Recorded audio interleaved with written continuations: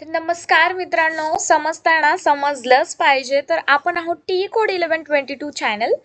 So welcome back to T code 1122 channel. तर आपण बघत आहोत AWS ची सिरीज.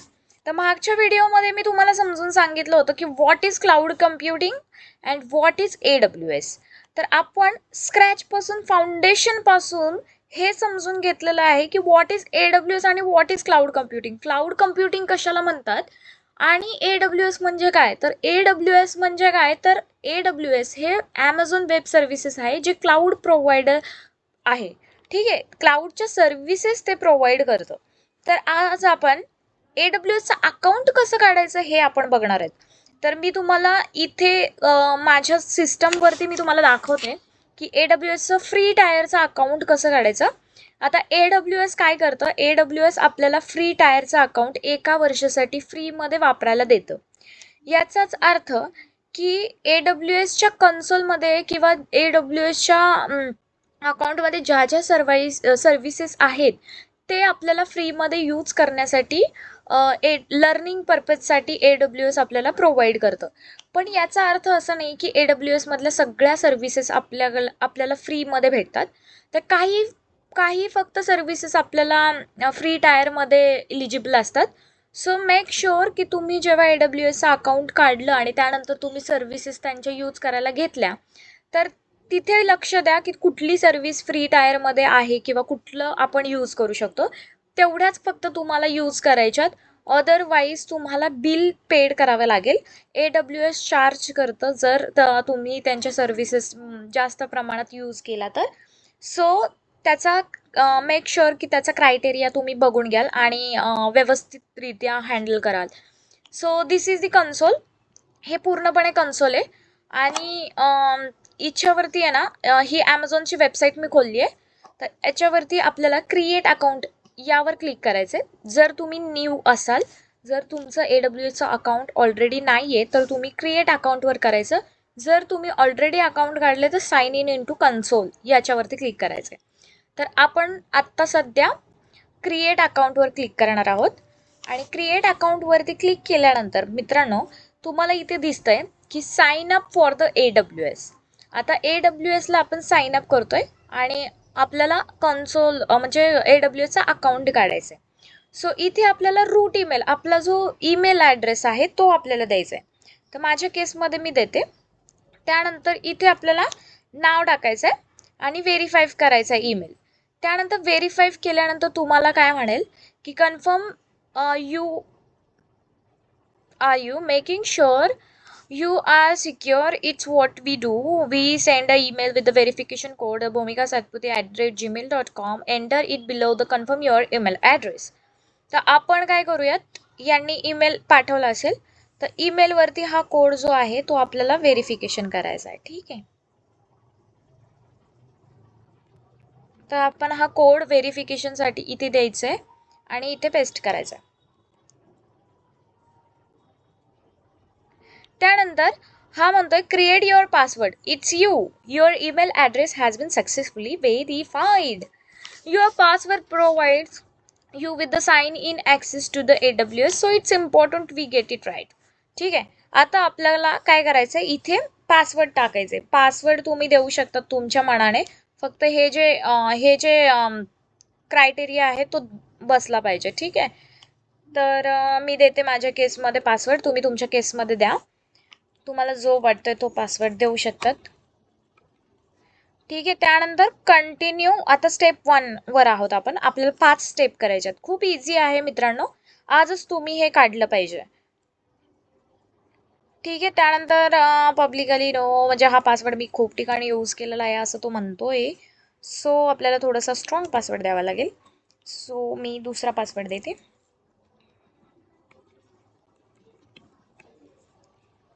ठीक आहे,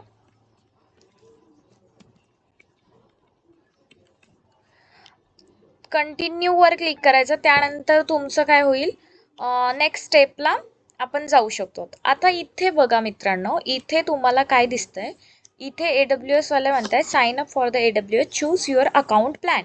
आता तुम्हाला फ्री हवंय की पेड हवंय हे तुमच्यावर डिपेंड आहे. इफ तुमच्याकडे खूप जास्त पैसे अवेलेबल असतील तर मला थोडेसे पाठवून द्या आणि इथे पेडवर चूज करा. इफ तुमच्याकडे पैसे जास्त नसतील तर मला पण नका पाठवू आणि फ्रीमध्ये चूज करून घ्या. ठीक आहे, असं मी बोलणार नाही.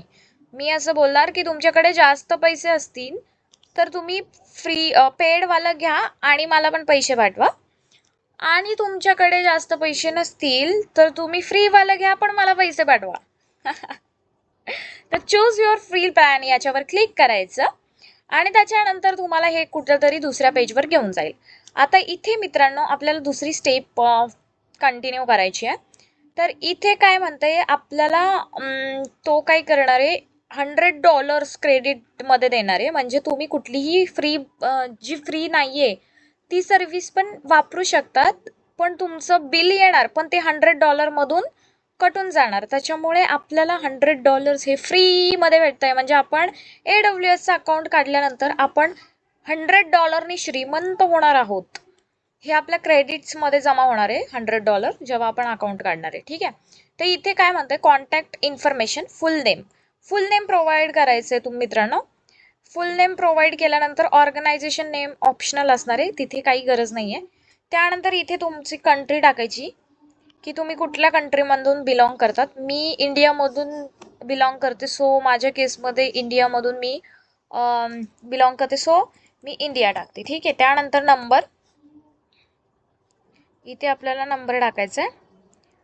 डोंट वरी, हा माझा पर्सनल नंबर नाही आहे, सो कॉपी पेस्ट करू नका.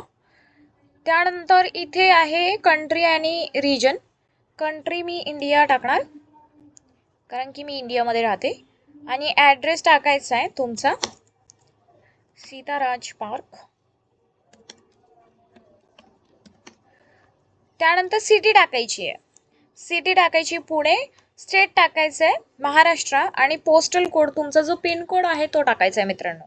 ठीक आहे, त्यानंतर आय हॅव रीड याच्यावर टर्म्स क्लिक करायचं आणि कंटिन्यू अँड ॲग्रीवर क्लिक करायचं. त्यानंतर इथे तुम्हाला एक पेमेंटची मेथड येईल मित्रांनो. आता इथे समजून घ्या, मी तुम्हाला समजावते काय. तर आपल्या अकाउंटमधून फक्त आणि फक्त 2 ते 3 रुपये कटणार आहेत आणि त्यानंतर परत ते रिफंड होणार आहेत. आता AWS हे कशासाठी करतं, कारण की जेव्हा साइन अप करताना ही जी मेथड आहे ती इथे ॲटोपे वगैरे दिसतं तुम्हाला, तर याच्याने घाबरून जाऊ नका. तुमचे काही कुठलेही पैसे असं डायरेक्टली डिडक्ट नाही होणार आहेत तुमच्या बँकेमधून. AWS कधीच असं करत नाही की तुम्हाला न विचारता ते तुमच्या अकाउंटमधून बॅलन्स कट करतोय, असं कधीच होणार नाही मित्रांनो. जेव्हा तुम्ही स्वतःहून ते पेड कराल तेव्हाच फक्त ते बिल कट होतं. आणि इफ जर ॲटो पे तुम्ही चालू केलं आहे तर ते मात्र तुमच्या अकाउंटमधून ॲटोमॅटिकली, जसं आपण monthly bill paid EMIs paid करतो ॲटो पेनी, तसं ते होणार. मंथली बेसिसवर तुमचं ॲटोपे होणार. पण तुम्हाला ऑप्शन असतो गुगल पेला किंवा फोनपेला की ॲटोपे कॅन्सल करता येतं. सो इफ जर तुम्ही इथे UPI ॲटोपेनी अकाउंट काढताय तर डेफिनेटली तुमचं ॲटोपे चालू होणार आहे. पण इफ जर चालू झालं तर तुम्ही त्यानंतर थोड्या वेळाने अकाउंट काढल्यानंतर तुम्ही ते ॲटोपे कॅन्सल किंवा स्टॉप पण करू शकतात. सो नो वरी, डोंट वरी. ठीक आहे, त्यानंतर इथे कंट्री इंडिया टाकायची आणि इथे 2 ऑप्शन्स तुम्हाला मेथड दिसतात. एक तर UPIने करू शकता तुम्ही तुमच्या, नाहीतर तुम्हाला क्रेडिट किंवा डेबिट कार्डची डिटेल्स द्यायची आहे. तर मी प्रेफर करत असते क्रेडिट कार्ड. इथे तुम्हाला क्रेडिट कार्डचा नंबर वगैरे द्यायचा आहे, इथे एक्सपायरेशन डेट द्यायची आहे, इयर द्यायचं आहे, सिक्युरिटी कोड द्यायचा आहे, कार्ड होल्डर नेम द्यायचं आहे आणि सेव्ह करून टाकायचं आहे आणि पॅन कार्ड प्रोव्हाइड करायचं आहे. त्यानंतर पुढची स्टेप, तुम्हाला ही डिटेल दिल्यानंतर तुम्हाला हे घेऊन जातं तुमच्या म्हणजे फोनपे किंवा गुगल पेला, जीपेला. तिथून तुम्हाला पेमेंट करायचं आहे. 2 रुपये कट होतील, परत रिफंड होतील. सो काहीच घाबरायची गरज नाही आहे. कुठलेच पैसे तुमचे जास्तीचे खर्च किंवा डायरेक्टली कटणार नाही आहेत. AWS कधीच असं करत नाही की डायरेक्टली तुमच्या बँकेमधून पैसे कट करतो, जोपर्यंत आपण त्याला ॲटोपेचा ऑप्शन प्रोव्हाइड करत नाही. सो फक्त 2 रुपये कट होणार आहेत तुमचे आणि ते रिफंडही येणार आहेत. सो ही स्टेप झाल्यानंतर तुमचं दुसरी चौथी स्टेप काय असते की ते फक्त हे करायचं, लाईक पेमेंट मेथड करायची, दॅट्स इट, एवढंच आहे. त्यानंतर तुमचं अकाउंट खोललं जातं. आता माझ्या केसमध्ये मी हे करणार नाही बिकॉज ऑलरेडी माझं अकाउंट मी काढून ठेवलेलं आहे. तर आपण बघूयात अकाउंट काढल्यानंतर काय दिसतं. ठीक आहे, आता मी माझं अकाउंट काढलेलं आहे सपोज. आता मी इथे साइन आउट करते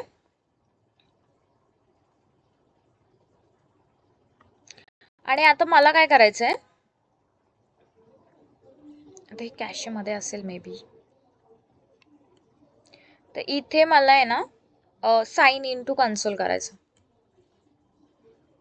बिकॉज माझं ऑलरेडी अकाउंट काढलेलं आहे. ठीक आहे, आता मी पेमेंट मेथड वगैरे झालेली आहे माझी सगळी सक्सेसफुल. आता त्यानंतर मला जेव्हा साइन इन करायचं आहे त्यावेळेस असं काहीतरी इंटरफेस दिसेल तुम्हाला. जेव्हा तुम्ही साइन इन टू कन्सोल करता ना तेव्हा असं काहीतरी इंटरफेस दिसेल. आता असं काहीतरी इंटरफेस दिसल्यानंतर इथे तुम्हाला IAM युजर साइन इन असं दिसेल. आता हे काय आहे तर AWSची एक सर्व्हिस असती IAM सर्व्हिस, जे की आपण पुढच्या व्हिडिओजमध्ये कव्हर करणार आहोत. नेक्स्ट व्हिडिओजमध्ये जेव्हा आपण सर्व्हिसेस शिकत असणार आहे त्यावेळेस मी ही सर्व्हिस म्हणजे कव्हर करणार आहे. पण सध्या तरी तुम्ही हे स्किप करा. आपण काय करणार आहोत, sign in using root user email. तर आपण सध्या आत्तासाठी फक्त हे या मेथडनी जाणार आहेत की आपण रूटनी साइन इन करणार आहे. आता इथे काय म्हणतंय की रूटनी साइन इन करायचं मला. रूट युजर आहे मी, कारण की मी मेन माझा अकाउंट ओनर आहे. ठीक आहे, त्यामुळे मी रूटनी यूज करते. सो ईमेल ॲड्रेस द्यायचा आहे. माझ्या केसमध्ये मी ईमेल ॲड्रेस देते. त्यानंतर इथे पासवर्ड द्यायचा आहे. पासवर्ड दिल्यानंतर साइन इन करायचं आहे. आता हे तुम्हाला मल्टीफॅक्टर ऑथेंटिकेशन विचाराल, म्हणजे सिक्युरिटी पर्पज, जे की तुमच्या केसमध्ये हे ऑलरेडी नसणार आहे. हे मी सेट केलं आहे माझ्या सिक्युरिटीसाठी, म्हणजे जसं आपण पासवर्ड्स वगैरे ठेवतो लाईक दॅट. सो तुमच्या केसमध्ये डायरेक्टली साइन इन होतं. मी मल्टीफॅक्टर ऑथेंटिकेशन लावलं आहे.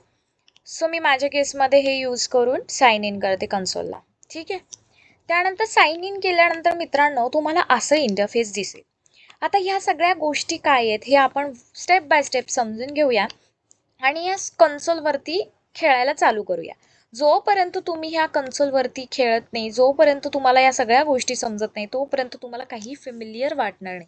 तर आज मी तुम्हाला सगळं फेमिलियर करून देणार आहे थोडं थोडं, जेणेकरून तुम्हाला काही गोष्टी समजतील आणि हा कन्सोल तुम्हाला हाती सांभाळता येईल. तर जेव्हा तुम्ही अकाउंट काढता आणि साइन इन करता तेव्हा तुम्हाला हे असं कन्सोल, हा डॅशबोर्ड दिसेल. हा आपला सगळा डॅशबोर्ड आहे AWSचा. आता याच्यामध्ये इथे या कॉर्नरला इथे तुमच्या अकाउंट डिटेल्स दिसत आहेत. ठीक आहे, तुमच्या अकाउंट ID काय आहे, तुमचा अकाउंट नेम काय आहे, अकाउंटचा कलर सेट करता येतो. त्यानंतर account, organisation, service, quotas, billing and cost management, security credential, console mobile app, या सगळ्या गोष्टी इथे बघायला मिळतात. तर वन बाय वन एक्सप्लोअर करा तुम्ही. त्यानंतर या साईडला इथे इथे तुम्हाला एक रिजन दिसते, राईट. रिजन म्हणजे तुम्हाला एक स्पेसिफिक मुंबई, पुणे स्टेट दिसते. तर इथे ना AWSचे मल्टिपल्स डेटा सेंटर्स आहेत. आपण मागच्या व्हिडिओजमध्ये काय शिकलो होतो की डेटा सेंटर म्हणजे काय. कलेक्शन्स ऑफ सर्व्हर म्हणजे नोड आणि कलेक्शन्स ऑफ नोड्स म्हणजे डेटा सेंटर. आता मला कमेंट बॉक्समध्ये व्हॉट इज डेटा सेंटर याची डेफिनेशन नक्की कमेंटमध्ये पेस्ट करा जर तुम्ही हा व्हिडिओ पूर्णपणे बघत असाल. तर मला नक्की सांगा की व्हॉट इज डेटा सेंटर, आणि कमेंट बॉक्समध्ये नक्की व्हॉट इज डेटा सेंटरचं आन्सर मला आलं पाहिजे.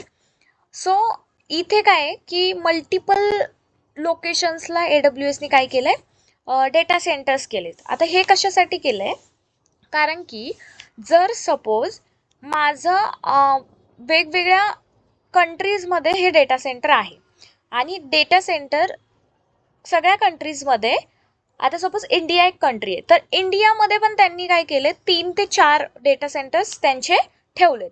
का आता हे तर हाय अवेलेबिलिटीसाठी. आता हाय अवेलेबिलिटीसाठी म्हणजे काय, तर जर सपोज तुमचा एक डेटा सेंटर उडाला, भूकंप झाला तिथे किंवा काहीही झालं, तर दुसऱ्या ठिकाणी ती इन्फॉर्मेशन, तो सगळा डेटा अवेलेबल असेल म्हणून साठी हे सगळं केलेलं आहे. आता हे एक डेटा सेंटर सपोज मुंबईमध्ये, तर त्याच्या 100 किलोमीटरवर दुसरं डेटा सेंटर असणार आहे. तर असं हाय अवेलेबिलिटीसाठी हे करून ठेवलेलं आहे. तर आता आणि सपोज आता माझी वेबसाईट, मी इंडियामध्ये आहे, तर मी जवळच्या माझ्या लोकेशन्सला माझी वेबसाईट होस्ट करणार. जर सपोज आता मी इंडियामध्ये, तर माझ्या ठिकाणी मुंबई हे जवळचं ठिकाण आहे. कारण की हे कशासाठी, कारण की जर तुम्ही तुमची वेबसाईट किंवा तुमचा डाटा जो काही आहे तो जवळच्या ठिकाणावर ठेवला तर लवकर रिस्पॉन्स यायला मदत होते. म्हणजे लेटेन्सी होत नाही. लेटेन्सी म्हणजे काय, तर आता सपोज मी एक रिक्वेस्ट केली आहे की मला हा डाटा पाहिजे, तर ते लवकर आपल्याकडे रिस्पॉन्स करतं. जर आता मी इंडियात बसली आणि मी कुठंतरी नॉर्थ व्हर्जिनियाला किंवा सिंगापूरला ठेवला, तर थोडासा 1 सेकंदाचा फरक असतो की डेटा तुमचा लवकर येत नाही किंवा लेटेन्सी होते. त्यामुळे जेव्हा आपण होस्ट करतोय वेबसाईट, तेव्हा तुमच्या जवळच्या डाटा सेंटरमध्ये तुम्ही ते ठेवली पाहिजे. सो माझ्या केसमध्ये मी एशिया पॅसिफिकमध्ये आहे, म्हणजे मी इंडियामध्ये राहते. सो मुंबई हे माझ्यासाठी जवळचं लोकेशन्स आहे. तो त्याच्यामुळे मी मुंबई हे सिलेक्ट करणार. तर मुंबईच्या रिजनमध्ये मी आता गेलेली आहे.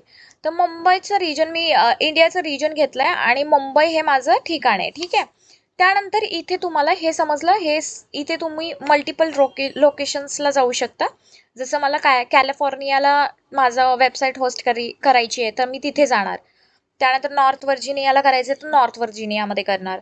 ओहिओ, सिंगापूर असे भरपूर ठिकाणी डेटा सेंटर्स आहेत आणि हे मल्टिपल अजून लोकेशन्स त्यांचे येणार आहेत. सो हे इथून तुम्ही सिलेक्ट करू शकता तुमचं जे काही लोकेशन्स आहे. त्यानंतर इथे सेटिंग दिलेली आहे. सेटिंगमध्ये तुम्ही डार्क ब्ल्यू जे काही व्हिज्युअल मोड लँग्वेज आहे ती चेंज करू शकता. त्यानंतर इथे हे आहे सपोर्ट. आता सपोज इथे काहीतरी तुम्हाला अडलं किंवा तुमचं बिल जास्त आलंय सपोज किंवा काहीही झाले, तर तुम्ही इथे सपोर्ट टीमला त्यांच्या रीच आउट करू शकता. तुम्ही केस कशी टाकू शकता किंवा रिक्वेस्ट कशी टाकू शकता हे आपण कुठल्या तरी व्हिडिओमध्ये, नेक्स्ट व्हिडिओमध्ये कव्हर करूया. ठीक आहे.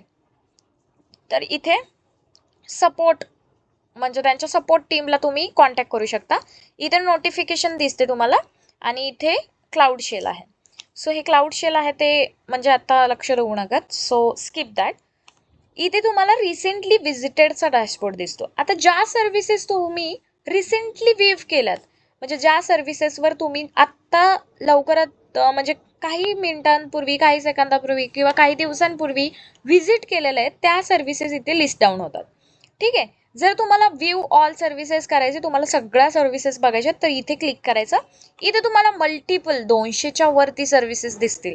क्लाउड, AWS क्लाउड खूप साऱ्या 200+ सर्व्हिसेस प्रोव्हाइड करतं. इथे तुम्हाला जी सर्व्हिस पाहिजे ती तुम्ही इथून चूज करू शकता. त्यानंतर कन्सोल होमला जाऊया आपण. हा डॅशबोर्ड कळाला.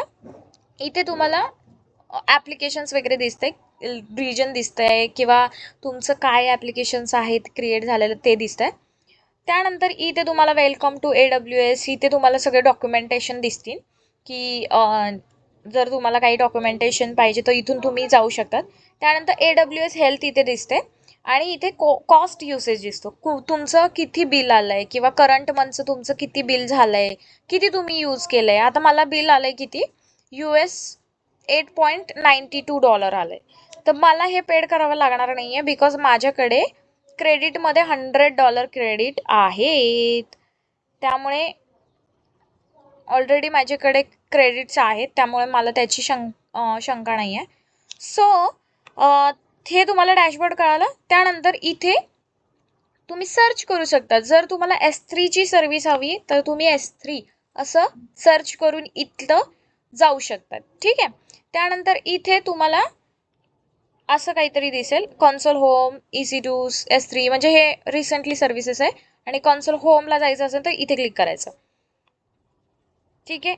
तर असा काही डॅशबोर्ड किंवा असं कन्सोल असतं. तर इथे तुम्ही एक्सप्लोअर करा. मला असं वाटतं की खूप सारं एक्सप्लोअर केल्यानंतर तुम्हाला हे सगळ्या ठिकाणी तुम्ही जाऊन बघा. जेवढं मी काय आत्ता सांगितलंय ना तेवढ्या सगळ्या ठिकाणी जाऊन बघा, जेणेकरून तुम्हाला हे सगळं फिमिलियर वाटेल. आणि जसं मला आत्ता वाटतंय की मला हे काहीच वाटत नाहीये, बिकॉज मी हे सगळं ऑलरेडी यूज केलंय. सो मला असं काहीच नवीनचं वाटत नाहीये. पण तुमच्या केसमध्ये हे सगळं तुमच्यासाठी नवीन असणार आहे. आणि सगळं नवीन असल्यामुळे तुम्हाला थोडंसं असं वियर्ड किंवा हे वाटू शकतं. सो तुम्ही जेव्हा हे फिमिलियर व्हाल सगळ्या गोष्टी, तेव्हा तुम्हाला नक्की हे खूप असं इझी वे असं वाटेल. सो आय होप तुम्हाला हा व्हिडिओ समजला असेल आणि तुम्ही अकाउंट क्रिएट केलं असेल. आणि हा व्हिडिओ बघून तुम्ही अकाउंट क्रिएट केलं तर कमेंट बॉक्समध्ये अकाउंट क्रिएटेड असं नक्की टाका. आणि जर तुम्हाला अजून काही शंका असेल की तुमचं अकाउंट खोलत नाहीये किंवा तुम्हाला प्रॉब्लेम्स येत आहेत अकाउंट खोलताना, तर माझ्यापर्यंत रीच आउट करा. कमेंट बॉक्समध्ये कमेंट सोडा आणि इंस्टाग्रामला सुद्धा मला रीच आउट करा, जेणेकरून मी तुमची हेल्प करू शकेल. आणि जर तुम्हाला हा व्हिडिओ आवडला असेल तर लाईक बटनवर हिट करा आणि शेअर करा तुमच्या अशा मित्राला ज्याला मराठीमधून क्लाउड आणि AWS शिकायचंय. त्याला हा व्हिडिओ म्हणजे हेल्पफुल होईल. ठीक आहे. थँक्यू.